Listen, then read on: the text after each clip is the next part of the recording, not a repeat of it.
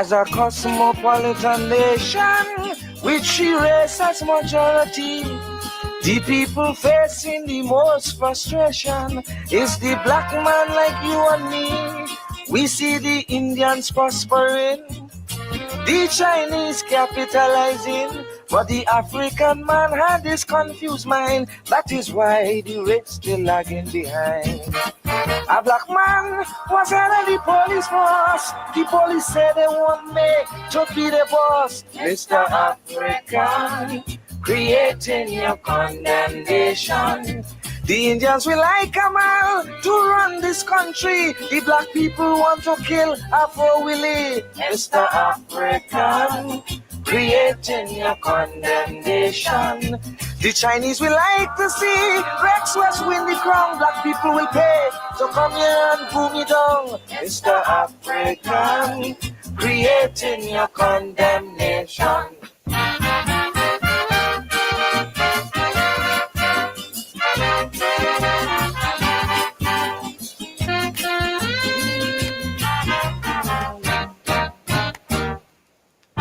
When a black man gets in position, he runs to society, neglect his people, his race, his complexion, cause he find they're too powerful here. Now his friend is the Chinese, gambling with Assyrians and Portuguese. But the Indian man, he thinks differently. Every Indian for he is a family. Every race today is an organized band. How come we have an association? Mr. African, creating your condemnation. And tell me one day in the history of this nation, you hear a Chinese man rape a Chinese woman. Mr. African, creating your condemnation. Tell me which race again in the world you know. Just watch the women and call she, yo, African, creating your condemnation.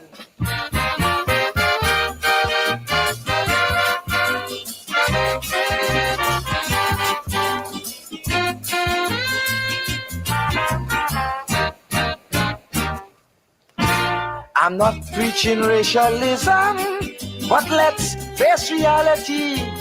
Hear what is causing the big confusion. Hear what is causing the tragedy.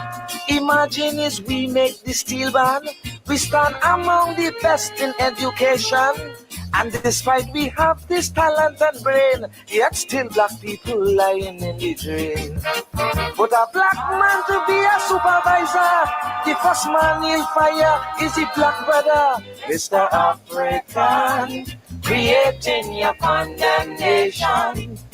Now I'm speaking to the black pushers to push morphine and cocaine to your black brothers. Mr. African, creating your condemnation.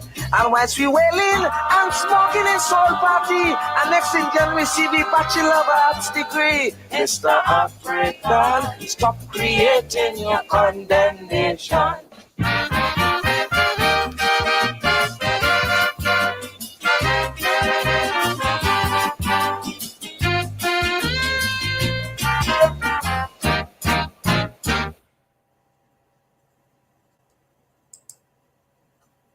As majority, the people facing the most frustration is the black man like you and me. We see the Indians prospering, the Chinese capitalizing, but the African man had this confused mind. That is why the race still lagging behind.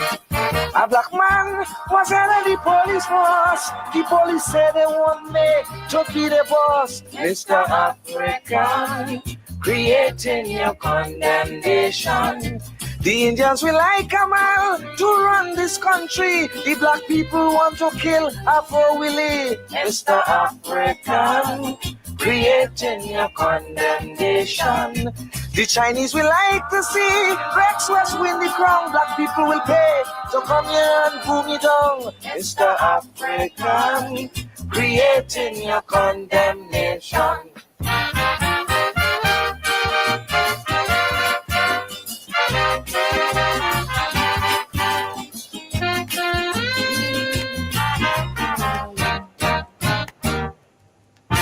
When a black man gets in position, he runs to society.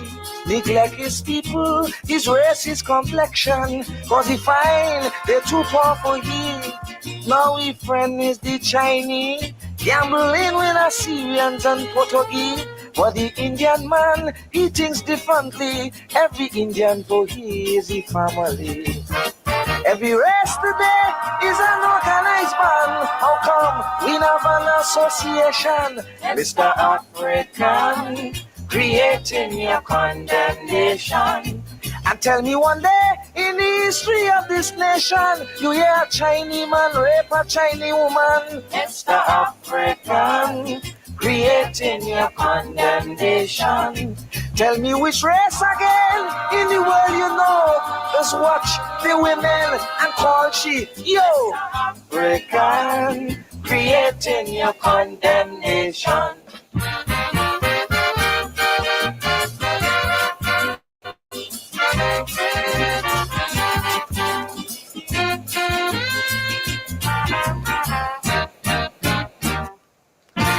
I'm not preaching racialism, but let's face reality.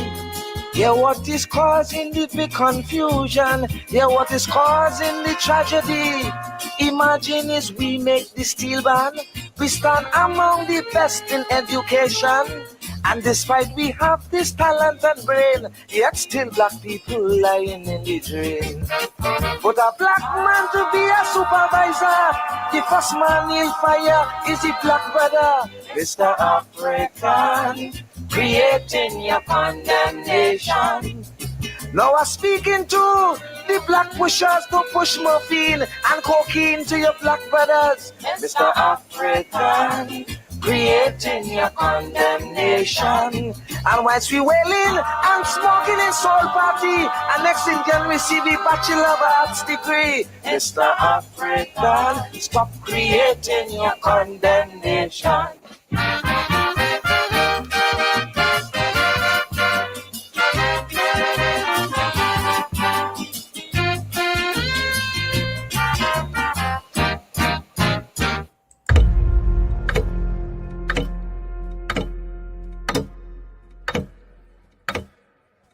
This credit card. So come here and pull me down, Mr. African.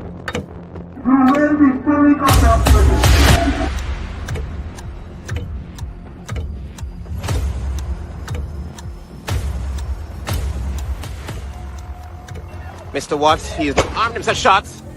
Shots, watch it, tear gas. Light rounds. Also, I can see that.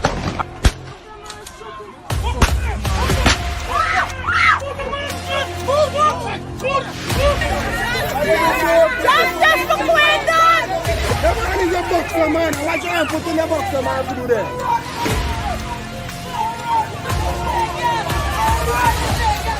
But since my cousin there, no, you come on the East Coast. You listen to me. Right? No, you come on the East Coast. You listen to me. You gotta listen to me too, man. I am listening to you. Right? Now, I see you on the East Coast.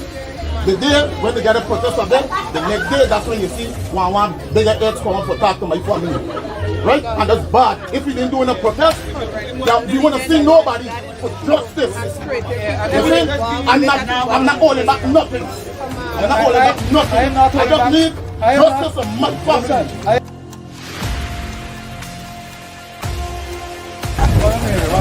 I get visitors all of a sudden.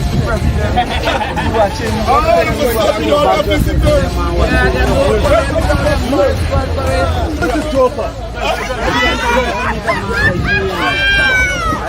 Who is that Joker? That piece of plum. They know who the dealer is.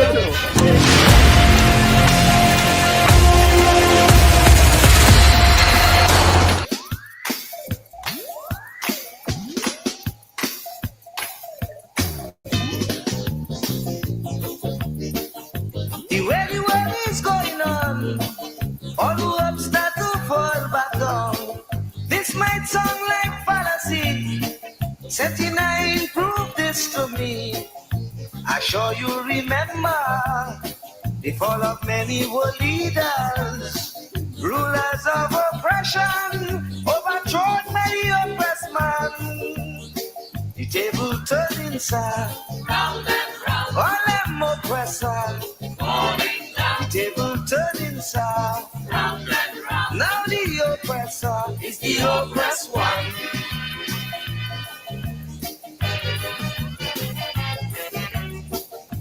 Round and round. Falling down. Falling down. Round and round.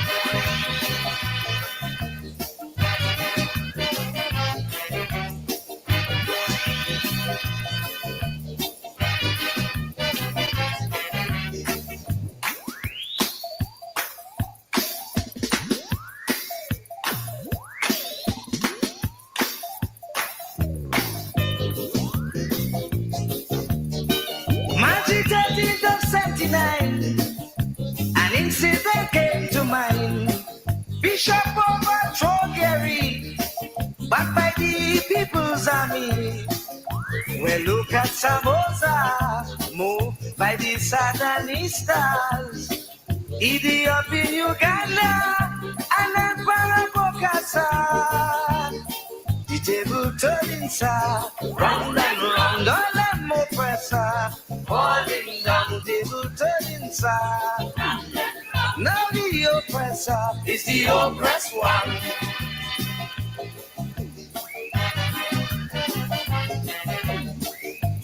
Round and round. Falling down, Falling down. round and round.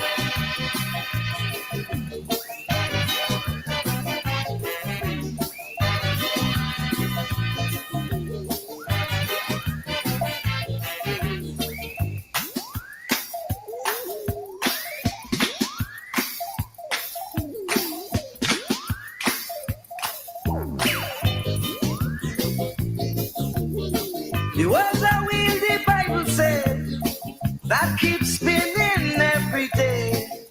Today you rule a kingdom, tomorrow you in the opposite position. They shall control Iran with everything at his command. Ayatollah took his position, now they shall leave Iran and run. The table turning, sir, all them oppressor. Falling down. The table turning, sir, round and round. Now the oppressor is the oppressed one. Round and round. Falling down, We're falling down. round and round. Round and round. Falling down, We're falling down. round and round. Table turning, sir. Falling I down, said they're falling down. round and round. All them oppressor. Falling down, We're falling down. round and round. Round and round. 79 I falling down said they're falling was the year of overthrow. Table turning, sir. We do not know what 80 might bring. We have seen the fall of many great leaders, Falling down. though they were dictators. We have seen Idi Amin, the Shah, Falling down. and Emperor Bokassa. Table turning, We do not know who is next. we're falling. So our leaders who walk the same pathway with those dictators, I say take heed, for you do not know if you are next. The table turning round and round, round and round. The messenger himself, the mighty explainer, that was a request from one of our faithful viewers this morning when I was in Kedaki on Kedaki Show. He tests. I think it's my countryman. He tests my knowledge of Calypso. He said, play explainer round and round. Falling down. The mighty explainer there. Explainer is best known for I would say the Ras man.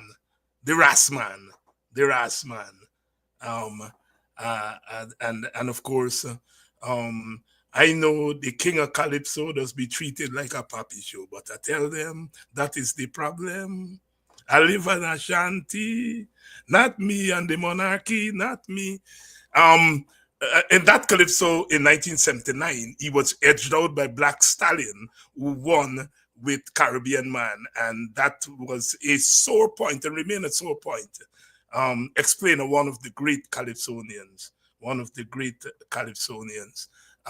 sang a lot about Rastafarians, was one of the first calypsonians to really recognize the calypsonians, the Rastafarians, and put them in calypso.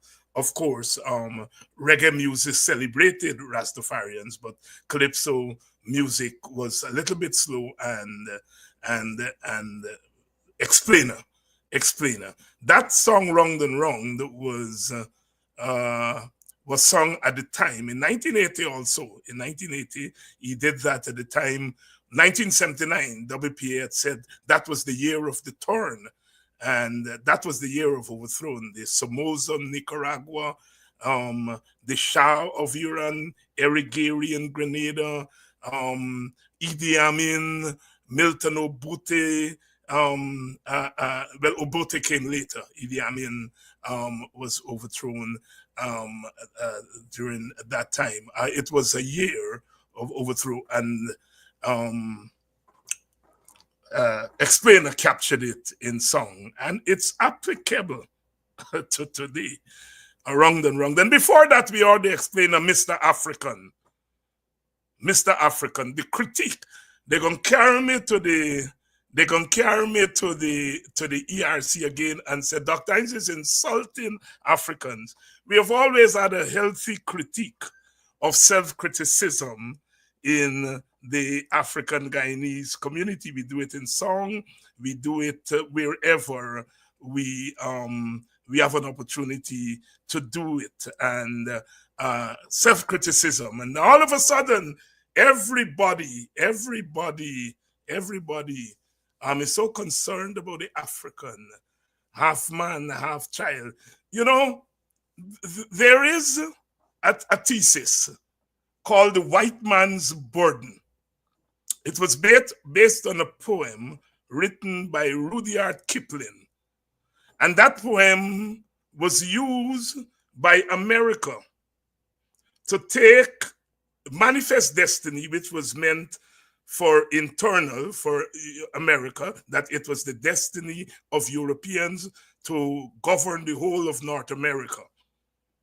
That the native Indians were not endowed with what it takes to develop America. And so the European was sent by God, hence Manifest Destiny, sent by God to North America. And then the extension of Manifest Destiny, that is extended Manifest Destiny externally, what we now come to know as imperialism, was motivated by Kipling's poem, The White Man Burden. Kipling in that poem said to America, go forth and save the world. It's your burden. It's the white man's burden to take care of the African and bring him into the human family, to take care of non-white people and bring them into the human family, half man, half child. And as you look around Guyana, you see the East Indian elite, the Portuguese elite, and even some of the black elite. They are so concerned about Africans. We have now become the burden. They have to give us a little bit of money. They have to take the scales off our eyes. They have to find leaders for us. We don't have role models. They find role models for us. The white man's burden in Guyana. It's not the white man's burden in terms of Europeans, but they are those who see themselves as the Europeans and has appointed themselves that black people don't have souls, we don't have humanity, and therefore they've got to save us. They have got to save us from our leaders. Our leaders are not role models. Our leaders got the degree through goal. I'll come into that later. We have to save ourselves. We have to save Africans, sorry. And as I said, it reminds me of the white man's burden. And that concept of the white man's burden is very much alive in our Guyana. And that is going to form part of my thesis here tonight. Because all through the late 19th century, there is this constant message hammered at poor white people. You may be poor. You may have miserable lives right now. But the thing that's most important, the thing we want you to focus on, is the fact that you're white.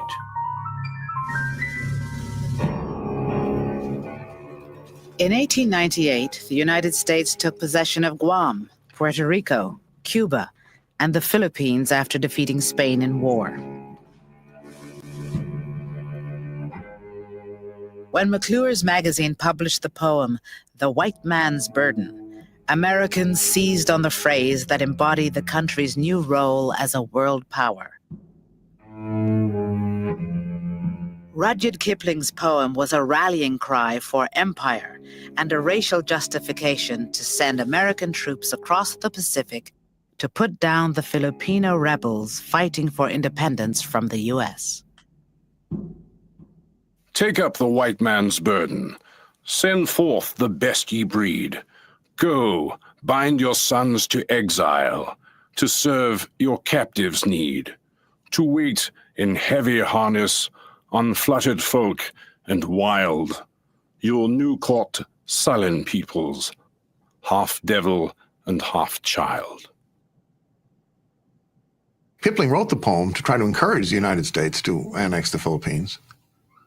And clearly it probably provided more support for the those who want to take on the white man's burden, because some of the imperialists said, oh, we can bring them along, maybe not to equality, but our little brown brothers, we can advance them in civilization.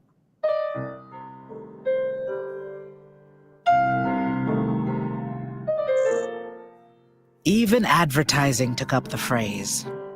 Pear's soap claimed to be a potent factor in brightening the dark corners of the earth as civilization advances.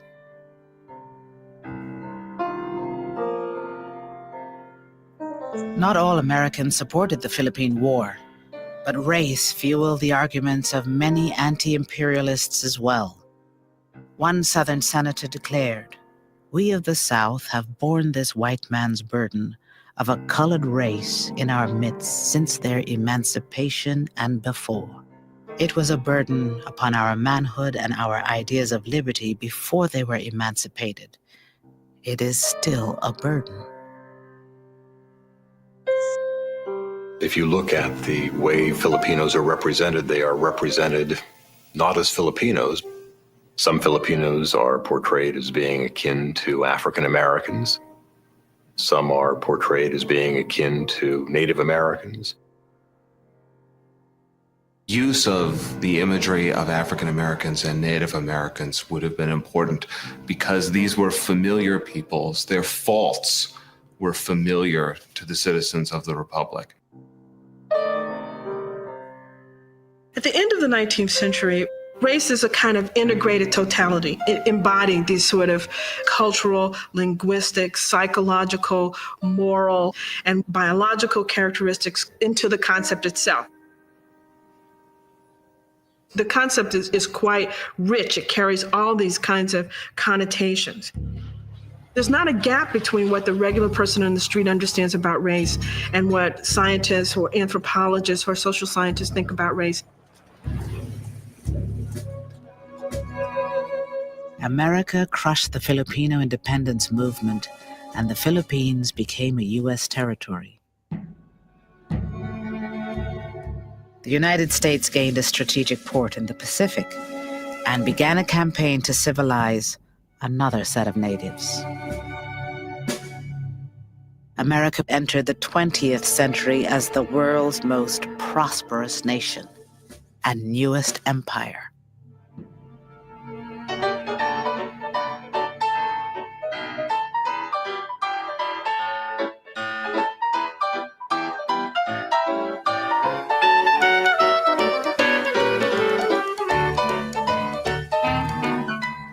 In 1904, St. Louis, Missouri staged a World's Fair to showcase America's achievements and celebrate the 100th anniversary of Thomas Jefferson's Louisiana Purchase.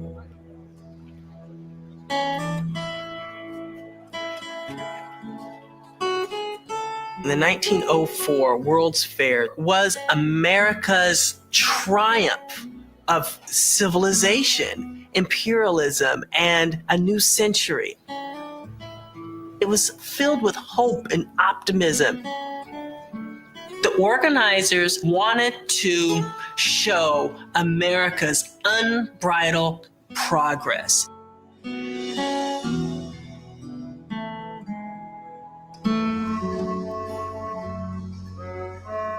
People go to have fun, to be sure, but World's Fairs are not about entertainment. They're billed as world's universities. In neoclassic palaces of progress, fairgoers wandered through technological and cultural exhibits. But on the other side of the fairgrounds, they were captivated by human exhibits, people on display in their so-called natural habitats. They would have these exhibits of little brown people to show, oh, that's a savage. Look at the way they carved that wood. And the barbarians, as you moved up the evolutionary tree. Oh, isn't that interesting? I see it's different than the savages.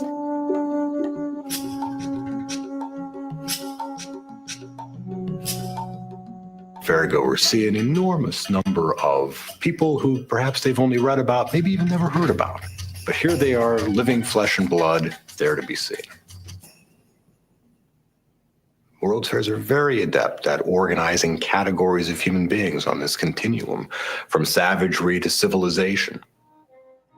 One fair organizer described it as a practical illustration of the best way of bearing the white man's burden. On display for all to see were the subjugated people of America's recent past. An exhibit titled Old Plantation served up a bucolic view of slave life. And Geronimo, the legendary and recently defeated Apache warrior, signed autographs for a fee. Here you have not only American Indians put on display as a kind of vanquished people, but you also have at the fair a direct link made between Manifest Destiny on the home front and America's burgeoning drive to expand overseas.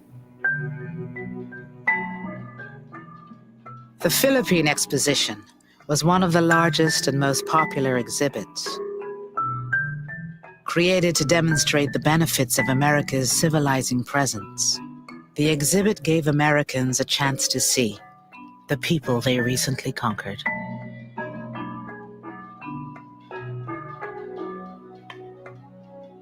Part of the World's Fair was also about showing where you were as a white citizen. And a lot of people took pictures next to the so-called savages, and having a white body next to a dark body demonstrated how civilized they were.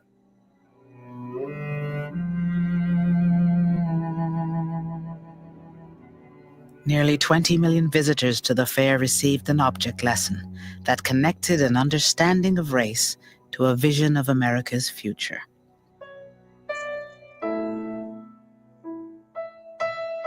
One of the metaphors that's constantly used over and over again at the fair is the metaphor of the highway of human progress.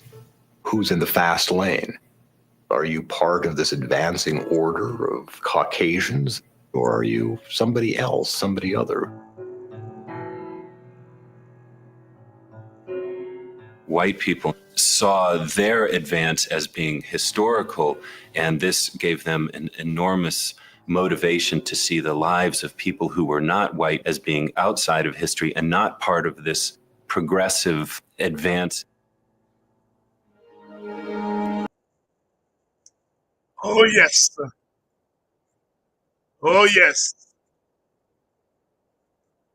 The white man's burden. And we are going to examine that in relation to Guyana. History repeats itself.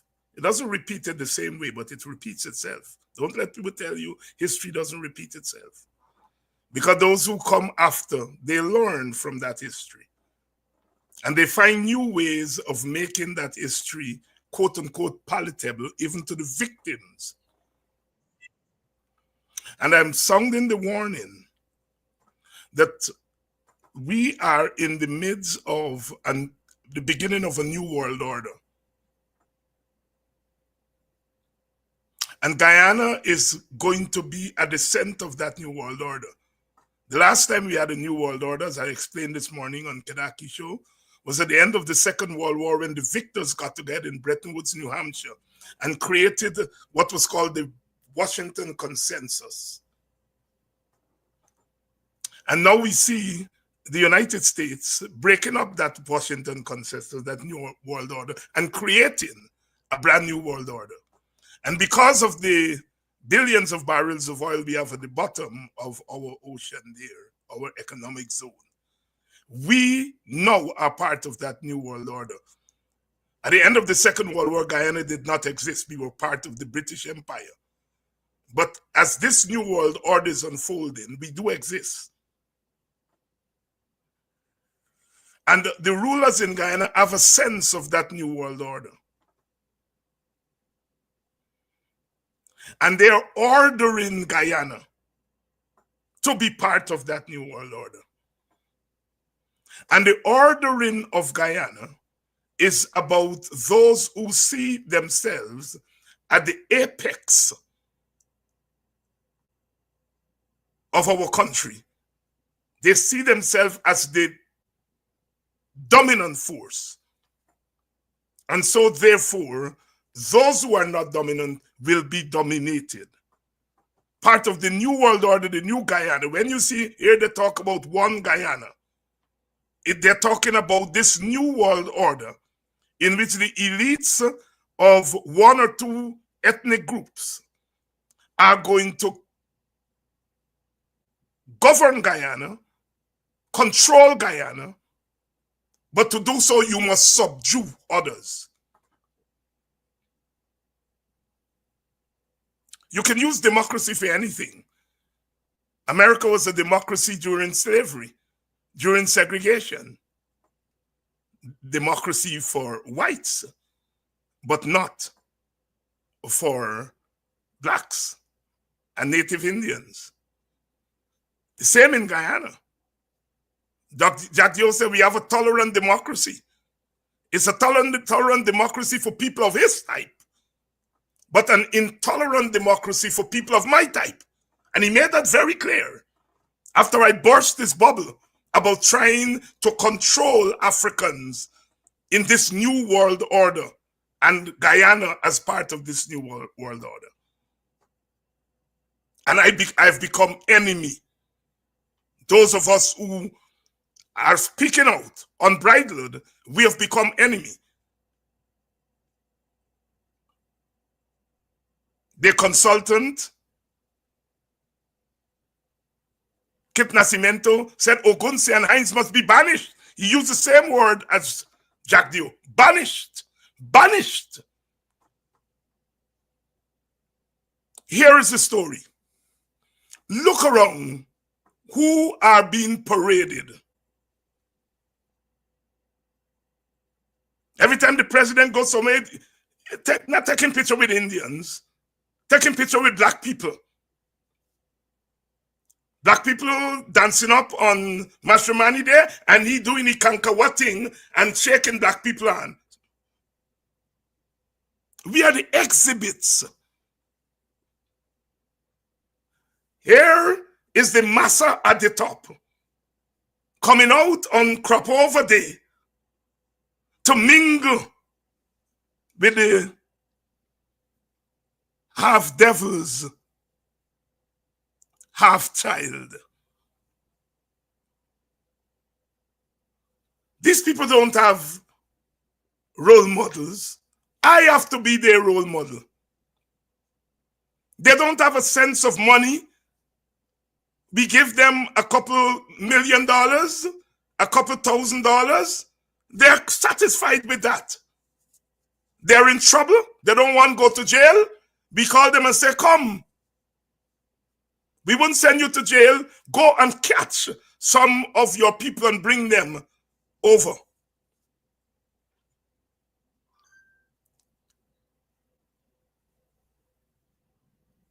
They changed the meaning of development. You know, you get a little motor car, or by development. You get a couple $1,000 in your pocket, development. They changed the meaning for black people and brown people of what development is. They changed the meaning of what racism is. Racism is no longer those who develop prejudices of other groups, who believe that they are superior to other groups and they're in power, and they use policy and power to activate that superiority. That is the meaning of racism. But they have changed the meaning of racism to make the victims of racism the racists. The New World Order and Guyana's place in it is being fashioned and framed before our very eyes. And whereas in the United States, they reluctantly, they had a few Africans. Booker T. Washington was invited to the White House and so on. But they were very firm on segregating the half children and half devils from the pure. These in Guyana, they are cultivating a few and using them as the example of how you can make the transition from half child and half devil to half human.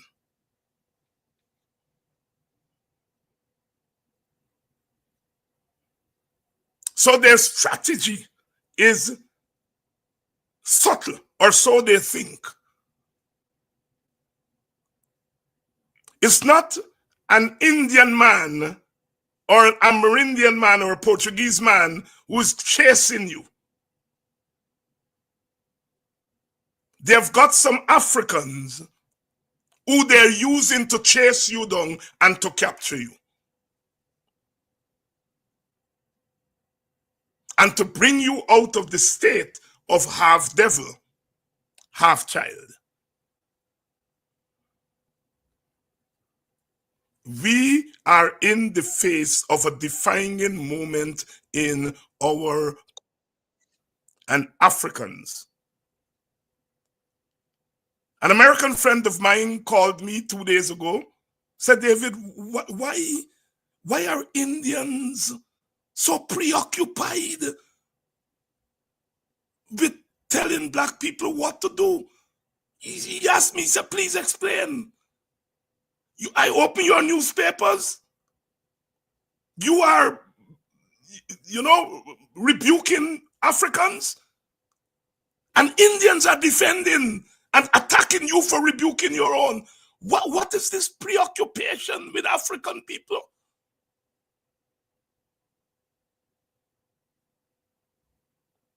And I told him that he is probably better placed to answer the question. He said, yes, it's a rhetorical question. I know why. When you want to capture people, you strip them of everything that identify them as part of the human family. When they brought our foreparents from Africa, the French would stop their ships in Martinique. The British, for the most part, stopped their ships in Barbados. And then they would have what is called a period of seasoning. That is to turn the human being into a seasoned slave. Strip you of your name, strip you of your language, strip you of your religion, strip you of your education, and by the time they are finished with you, you are a slave. When they say Kofi, you don't look around because you're now Jackson.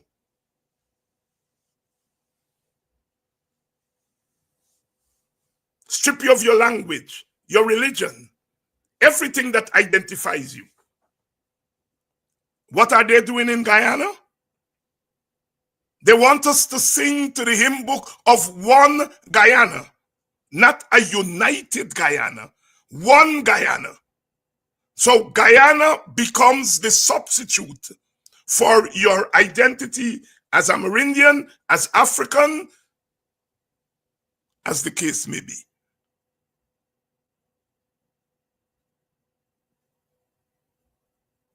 Your political party to which you historically, in an ethnically divided society,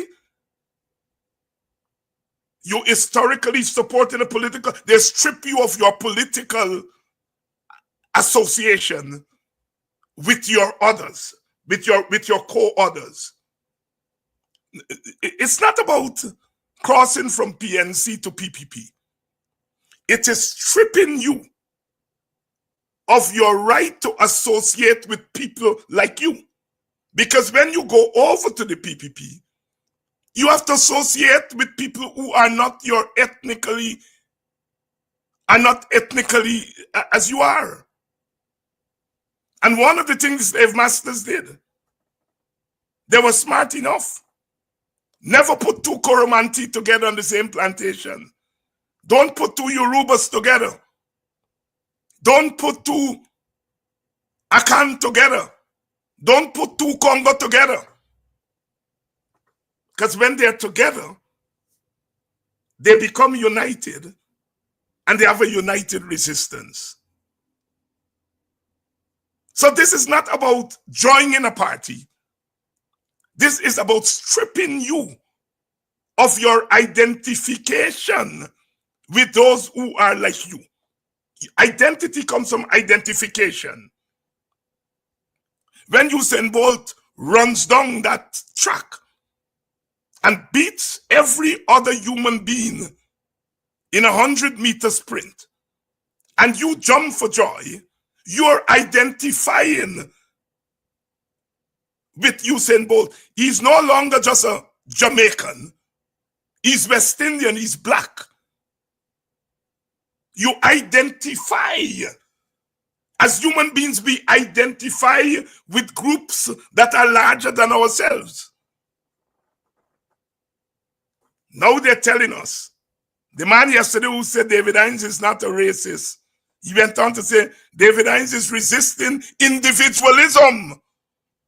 They want the African to become an individual.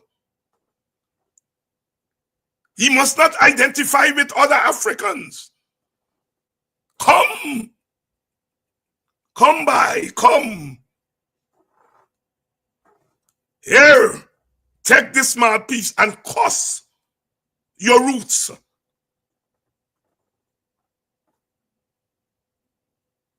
Sisters and brothers, David Hines is warning you all.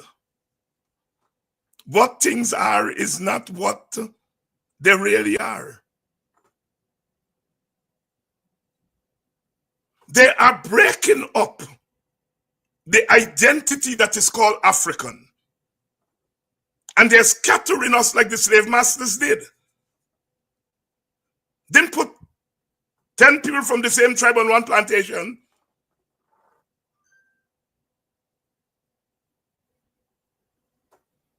We have Itpadaji. They get some Africans and they farm up Ipad.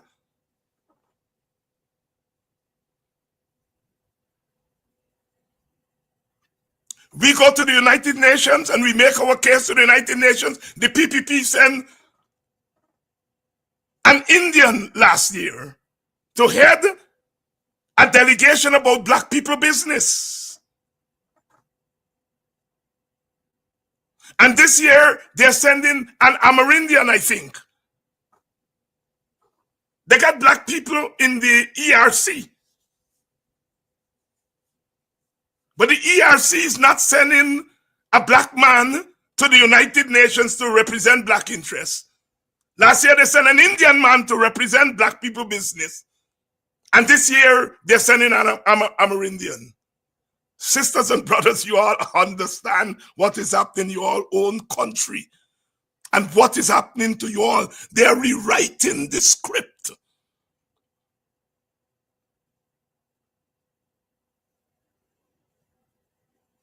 What can be more disrespectful? And you mean you couldn't, Dr. Luncheon said they couldn't find Africans who are qualified enough to be in the public service. An African man said that back then. You mean they can't find a qualified African in the ERC to go represent black people? You have to send yet Nia Suban, they sent last year. And black people, some black people, not all, a few of them,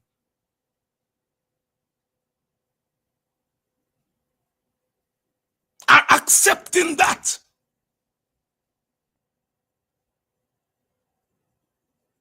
Not because they're crazy,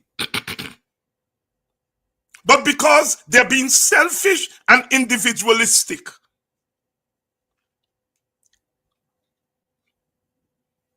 That can be national unity.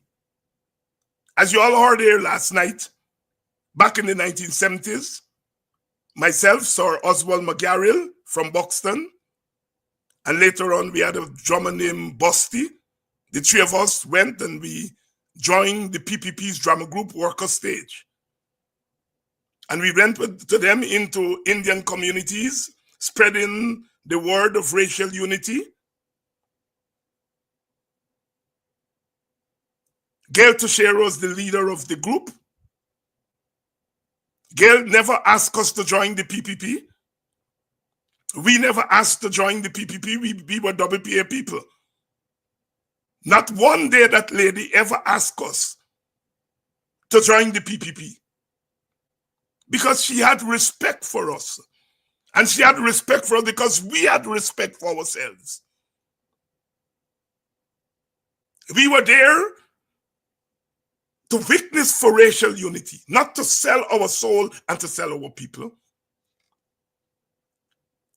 As you heard last night, Janet Jagan gave me a job as a stringer for the Mirror newspaper. I covered black villages. I figured out she didn't want me to cover politics. So I covered sports, I covered culture. She never one day asked me to join the PPP. She couldn't because she knew she could not disrespect me in that way. They never put a mirror in my hand, although I wrote for the Mirror. They never put a mirror in my hand and said, David, go and sell Mirror. Never.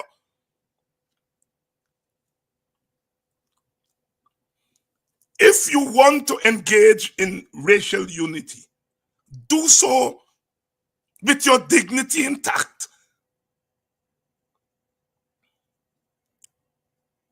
So what we are seeing here is this hierarchical structure in oil-rich Guyana that is being developed. Indian and Portuguese elite at the top,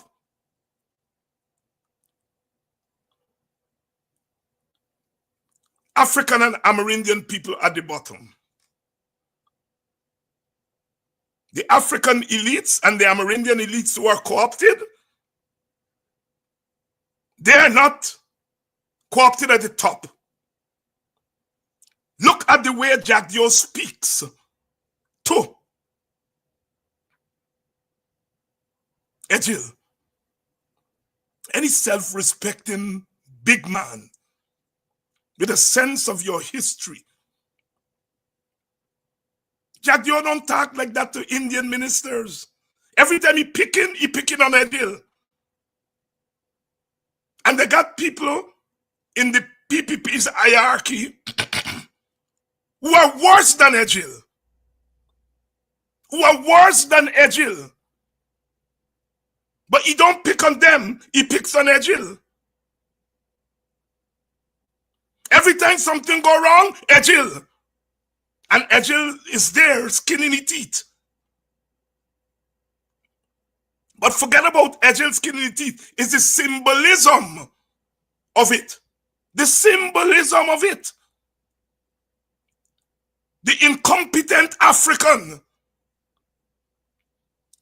The half-child, half-devil, who we have brought into the realm of humanity, but still cannot exist in a state of human equality.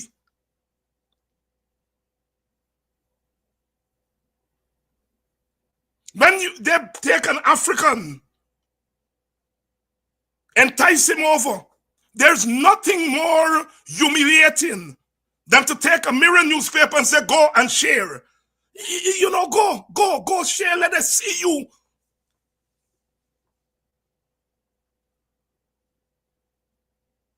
I mean, you can't even get Indian Guyanese comrade these days to go and share Mirror newspaper. There's always a standing joke I grew up hearing in the community. It was joke, but it had some truth to it. You know, the black middle class, the red-skinned middle class didn't accept Burnham when he first came back. He was very dark-skinned. His father was a schoolmaster. His mother was a homemaker. So the black middle class didn't accept him as their equal. The Portuguese and Indian middle class, of course, didn't accept him for racial reasons. And the saying goes that when Burnham got power, he had the black middle class standing up there and singing, "Workers of the world unite," and singing all the national songs. And they said Burnham used to get a kick. I don't know how true it is, but you grew up hearing those stories. There is symbolism when you are paraded. When they parade you as a black man to go there and sell Mirror for everybody to see. They tell you, go in the booth, take out your picture and show us how you vote.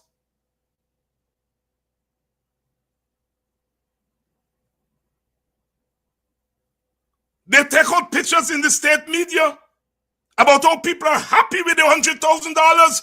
Look at the pictures, look at who they're taking out. Black men, black women, parading us as sycophants, as people who are groveling, who are crawling.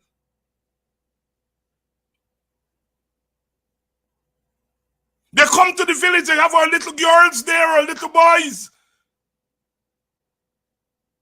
Indian people don't call Orphan Ali sir, but he comes to the black community and our little boys and girls, sir, and they're begging me, we want swimming pool, we want this, we want 2 foul, we want... And they post those things for the world to see. These half children, half devils. They don't know better. They have to be led. They have to be led.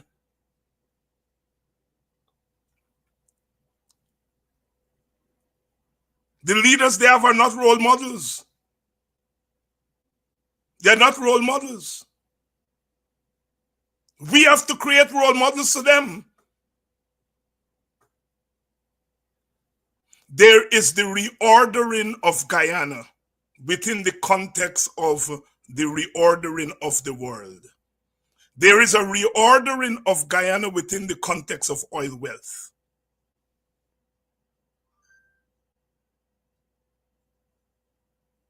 And that is what we're in the face of.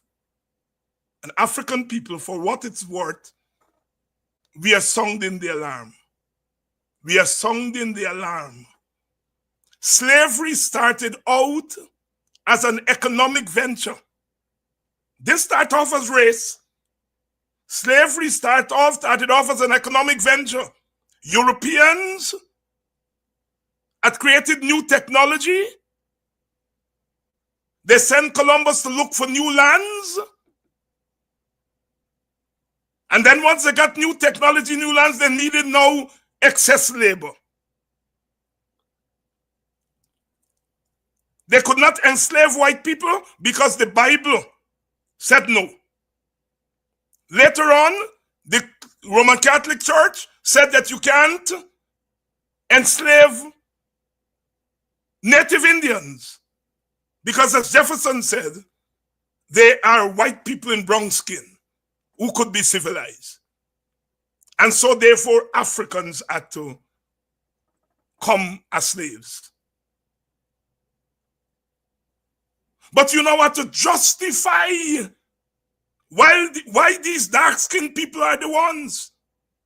And so what you create narratives to justify it. Religious narratives, intellectual narratives, academic narratives, cultural narratives, and most importantly, you create laws. And that is what they're doing in Guyana.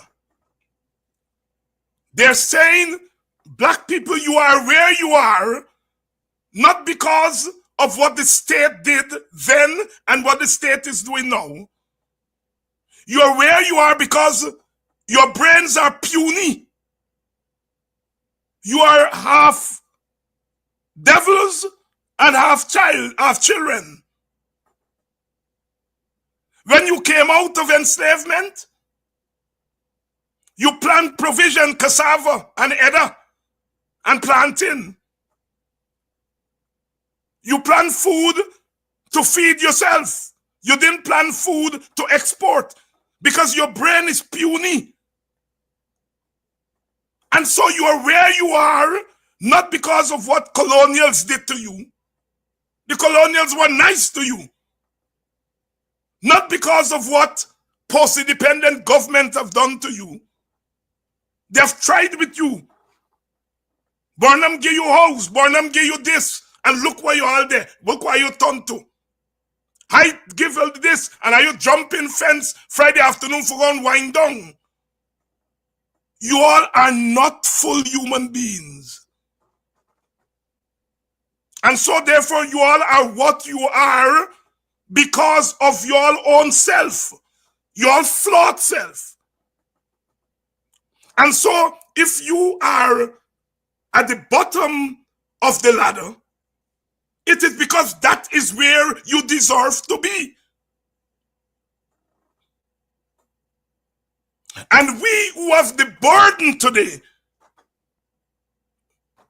of pulling you all along, we who have the burden of civilizing you all, we have to take from our people and give you all a little penny.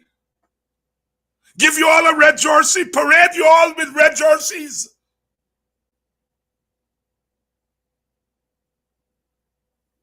Come to you all. Maybe send Muhammad to you all. Because you all are suckers for salvation from other people.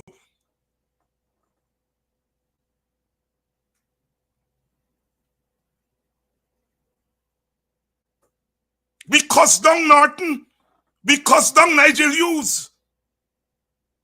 But when this loud mouth, country boy, open me mouth, we call upon the same Norton and the same Nigel Hughes to condemn that half child, half devil. And if you don't condemn him, you are half child and half devil, just like he.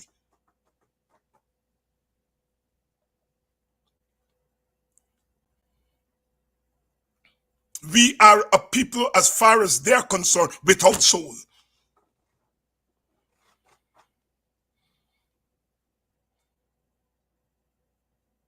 The man from the quarantine who they wrap up $30,000 in a red jersey and gi, and then tell you that he must become an agent to go and share out red jersey and $30,000.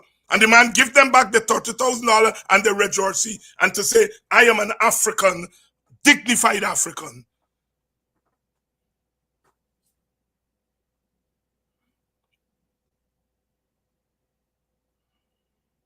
None of the terms I have used are original. The white man's burden is not original. Slave catcher is not original. Lick bottom is not original. None of the terms I have used, none of them is original.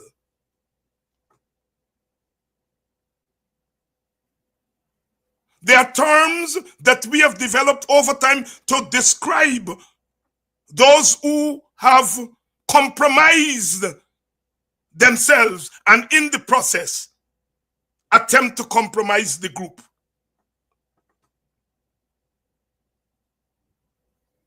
And at some point we have to separate the sheep from the goat. I do not want young people to grow up in Guyana, young black people to come up and believe that they're half devil, half child. All they can do is put on skimpy thing and wind up. I don't have a problem with us partying. We partying is we story. Every group has their party and we have ours too. But dance to your own music. Dance to your own drums. You want to put our people on Republic Day, Republic Night, to dance up for you, and you can't invite their leaders. You forget to invite their leaders. You want to take these half devil, half children to put them on the border for Venezuelan gangs to shoot them up. And then you said, I will give them all the medical treatment that they deserve. But you are not telling your people your place is on that border to risk being shut up like those Africans.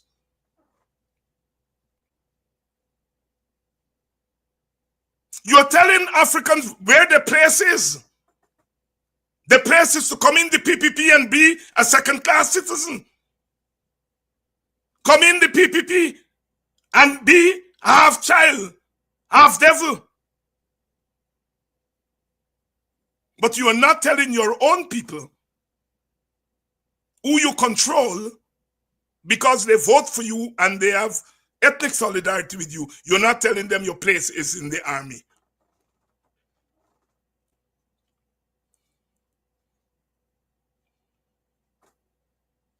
You're telling everybody, Ashley Singh, you hear with it the other day, come to Guyana and make money. What about the African who live in Guyana? Why you don't say, you deserve to make money by better wages? You deserve to make money by getting into entrepreneurship. You deserve to make money without selling your soul. You're telling the world, come to Guyana and make money. And you have people, Africans, Amerindians, poor Indians. You have them in Guyana. And you are not ensuring that they make money. You are taking money away from them, but you're inviting people outside of the country to come to Guyana and make money. As Kamla said a couple of years ago, Guyana is an ATM, no more than an ATM. Because in the ATM, there's a limit of money that you can draw out. Come to Guyana and make money. And you have people in Guyana who are not making money.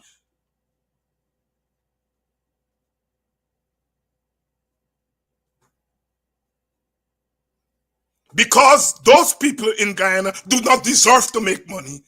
They don't have the skill to make money. And even if you give them money, they're going to go and buy a motor car and drink Hennessy and Red Bull at the street corner. That is your idea of what the African is, what the Amerindian is. That's why when you bring the Tosho them out from the hinterland, you give them rum.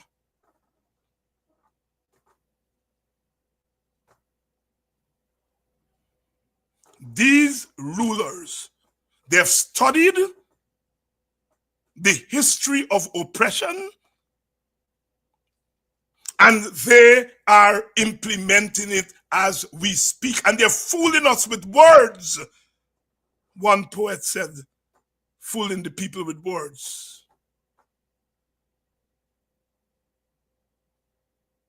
They always know that they can come on Regent Street or whichever street on Matrimony Day and jump up like a kankawa and put their hand out, and we're going to shake them hand. The day we decide that we're going to turn our backs, not because I'm encouraging disrespect, but if people disrespect you, you have your right to disrespect them. Turn your back. But you, the young people, they get on AP in New Jersey and just skinny the teeth, and touching the man and turn your backs.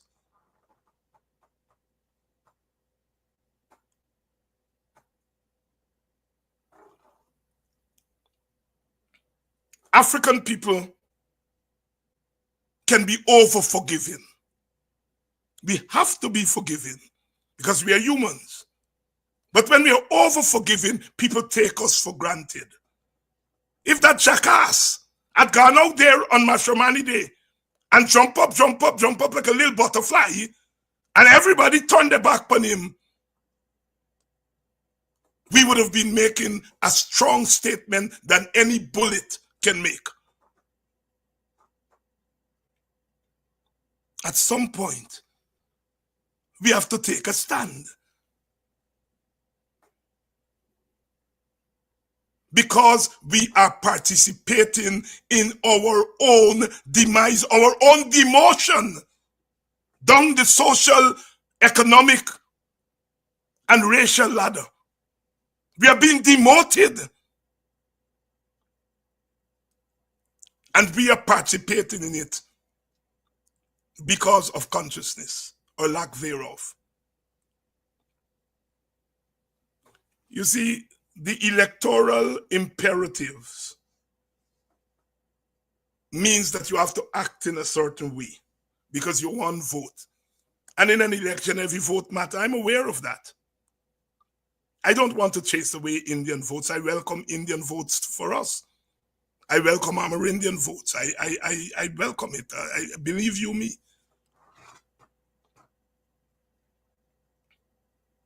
But man shall not live by bread alone. We can win elections and lose our dignity. We can win the votes of our Indian brothers and sisters and our Amerindian brothers and sisters and lose our black dignity.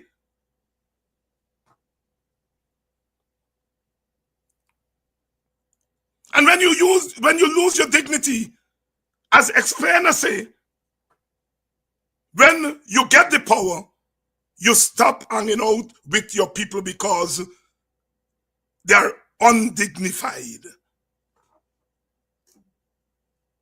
I have always believed, and I continue to believe, that we are endowed with enough intellectual capacity to balance attracting crossover votes and defending our dignity. It's not one or the other. That is not my praxis. My praxis is that we have to find a way to do both. To keep our dignity intact and to attract others who are despondent with the other side to come over to our side. It can't be politics or dignity. It can be votes or dignity. It has to be votes and dignity.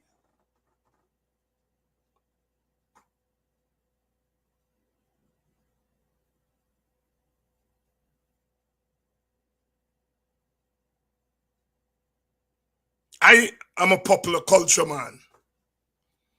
And you heard explainer in that calypso. He said, which other race does call the women yo? You ever hear a Chinese man rape a Chinese woman?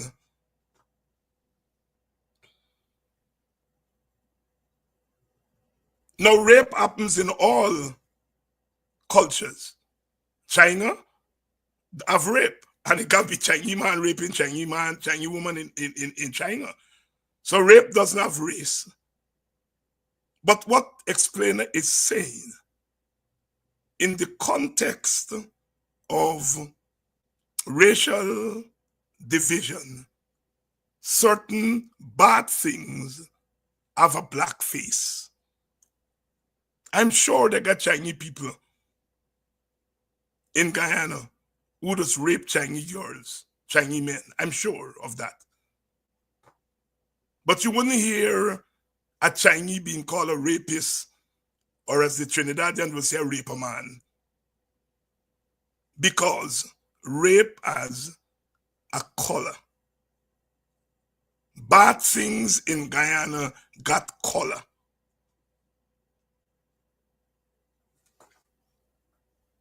The crossover vote people, you hear the talking? Black people have seen the light. They're crossing over to the PPP. You're not hearing them say Indian people have seen the light and they're moving over to the PNC. Oh no, oh no. Because the PNC does not represent light. Black people don't represent light. All the crossover here is a one-way crossover. You're not hearing this election will be decided by crossover votes. Africans will cross over to PPP and Indians will cross over to PNC. Oh no, you're not hearing that. This election will be decided by crossover votes. Africans going over to the PPP. Indians not coming over to our side. That is not part of it because we don't represent light. We represent darkness. And our people are running from darkness to light. All you get real in Guyana. And don't be afraid of being called racist. Do not be afraid.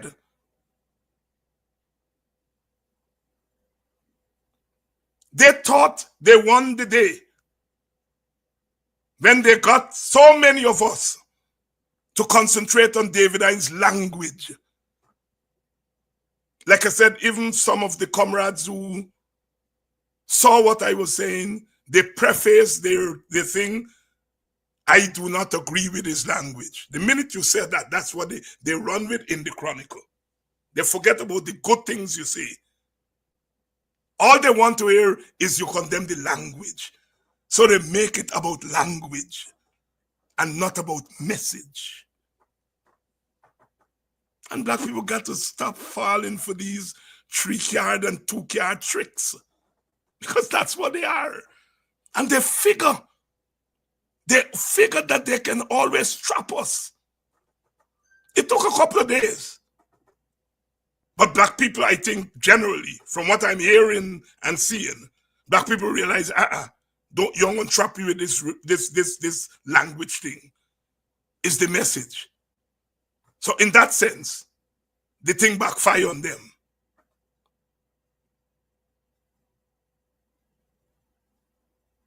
Sisters and brothers, this is a critical period. Very critical period.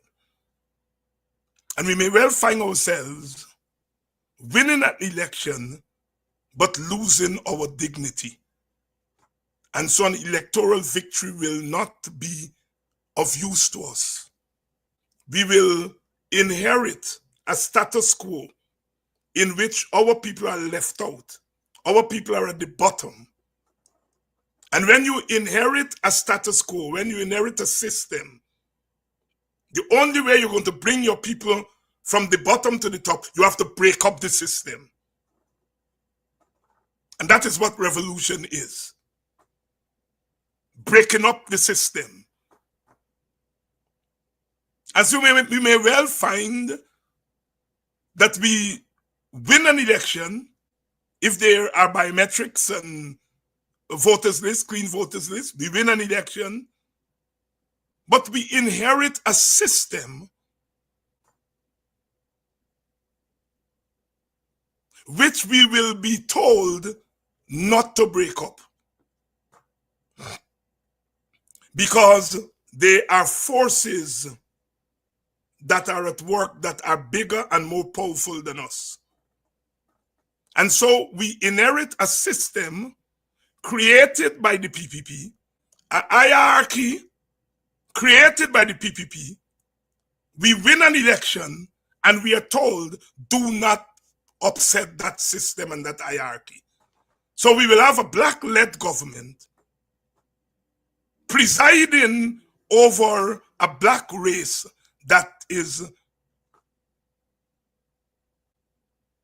denied and bereft of its dignity. And we will go through the exercise again of hearing that we got power and we didn't do nothing for we people. Between 2015 and 2020, we governed as the status quo. And the status quo said that there is a way in which you have to govern, don't upset the system. Keep the system in place. And we were told this by external forces, we were told this by internal elites. And so our coalition government governed by the same rules that were left by the PPP.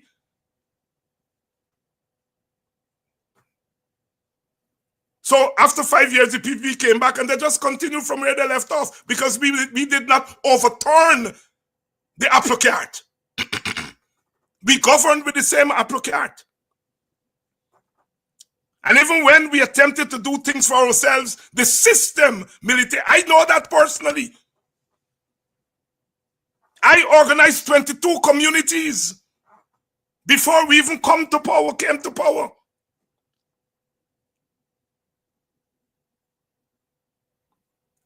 As part of Coffee 250, we organized 22 communities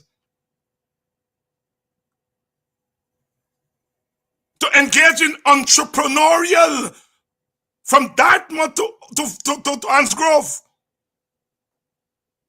They came up with their own projects of getting into entrepreneurship.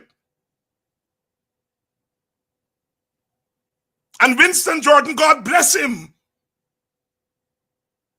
made the resources available. But the resources had to go in a particular ministry. And the ministry told me that the law said this is how we got to do it. We have to advertise it in a certain way. And when they advertise, our 22 communities did not meet the criteria of the advertisement. And so projects that were meant for us went to others. Plaisance was the only place that got half of a project. I'm not telling you what somebody tell me, I'm telling you what I was involved in. Because although we had power, we didn't change the rules that we inherited. And so we couldn't legitimately funnel resources to our people.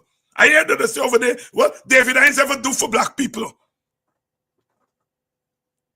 I am going to lay out on this show in the coming weeks what I did for black people and attempted to do for black people during our 5 years and before. Winston Jordan made that money available. But the law said the money had to go to ministry. And the minister in that ministry tell me plain, David, I is a rules man. I got work by the rules. I got advertise this thing. And put that you have to have buildings. And most of my project, the people didn't have buildings in their community. They were hoping to get the resources and use some of it to build buildings and to set up. Some of the women wanted to get into sewing and making clothing to sell and to export. Some wanted to get into agro-processing. Yes, 22 communities from Dartmouth to Anse Grove, led by the Coffee 250. And I was the point man. And our government was willing. But the rules. And so, at the end of the day, our people are saying that the government did nothing for them. They're partly true and partly not true. And what the PPP is doing again, they are reordering the country in a certain way. They're passing laws so that when we take power, unless we are prepared to upturn that apple cart, we will be left with the same way that we were in 2015, 2020. Inheriting a government, but not having the institutional power to do things that need to be done. The Indian and Portuguese merchant class sat down on their monies between 2015 and they did not engage in any investment. They sat on their monies. They did not engage in any investment activity to talk about. If you all think that I ask Winston Jordan and them, they know better than me. They waited out us for 5 years. And then they said the economy didn't grow and this and that and so on. They sabotage the coalition government.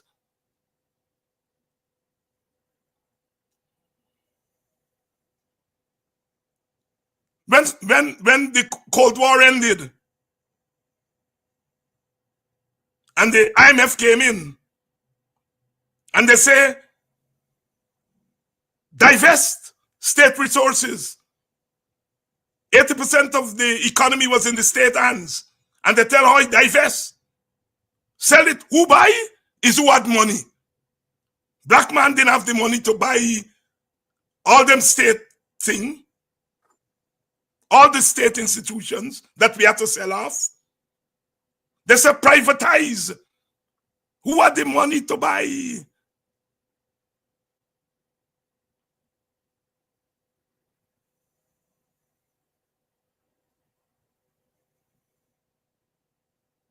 The IMF came in. They said remove the subsidies from sugar, flour, fry oil. I grew up as a little boy. No sugar was always £2 for 7 cents. Flour, I think, was £2 for 13 cents. For years. IMF come in and said, take away all that. Now all of a sudden, poor people of all races had to now buy things on the open market. And they didn't have the wages.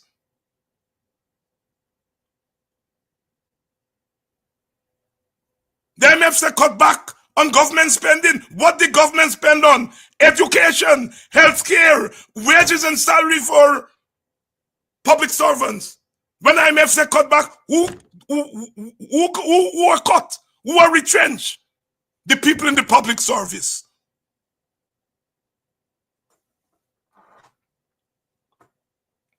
And we have to recognize what these people are doing. They are creating a new order in Guyana, a new social order, a new economic order, a new cultural order, a new political order that will outlive them. Even when they leave office. And I'm saying to you all black people, do not be complicit in your own death, your own social death. Again, social death is not my term. The formidable Orlando Patterson, one of the great scholars of our time, West Indian scholars from Jamaica, talk about social death. What slavery did is kill black people socially, social death. And that is what we are experiencing in Guyana today, social death. They're killing us socially. And some of us are complicit in it. Parading our people to run behind them for $100,000. They're not distributing the money in a dignified way. Our people have to be rolling over each other, crying, wailing, jumping up for $100,000. Where is the dignity? They are taking away our dignity. They're wiping the smile from our faces. And then our leaders are not able to do anything. And so they are emasculating our leaders. And some of us are falling for it.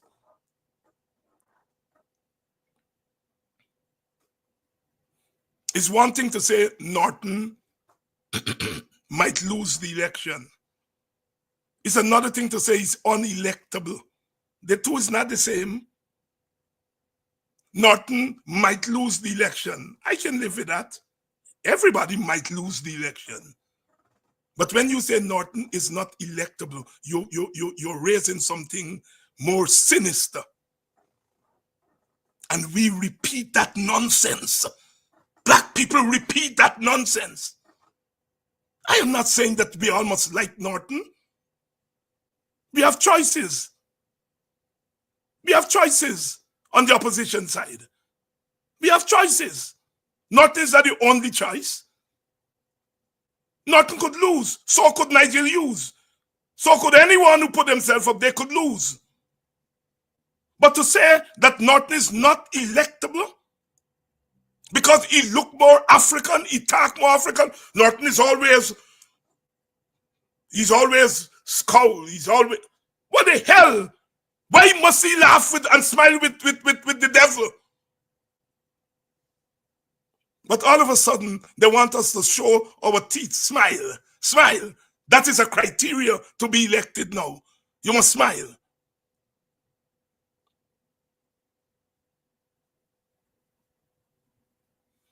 I intended tonight to deal with goal, because you all hear the goal that the goal is in. And this goal, scholarship, is intended for black man. We never give black people scholarship. All of a sudden now black people are getting goal. Goal? They're in the goal now. I intended to deal with that tonight, but time run out. I'm going to deal with it tomorrow. Tomorrow. Or people say, one day, Congo T. The goal bust up now. The goal now become another G. Another G. It dicks up. You hang down. That's what the goal has become. We're going to deal with goal tomorrow. I just want you all to understand the larger picture, the subtext of what is happening in our Guyana before our very faces. And this election that comes is not just an election where you go and vote and the winner win and the loser lose or whatever happened in the election. This election is about the legitimization of the new social, economic, cultural, and political order in Guyana. If the PPP wins, it will see it as the mandate to put in place what it has been packaging for the last 5 years. You all in America hearing the Republicans now, the Democrats now talking about Project 25. The Republicans get in power and they are implementing Project 25. There is a Project 25 in Guyana. There is a Project 25 in Guyana. That the transparency said the economic elites and the political elites and the PPP elites and some hangers-on from the African and Amerindian community, they have a Project 25.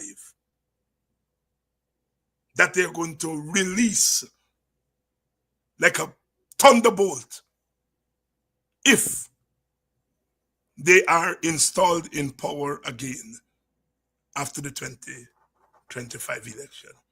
I love you all, and we're going to continue doing this. Tonight has been a teaching night for obvious reasons, but we're going to continue doing this because we must do it. And you all, please share this link.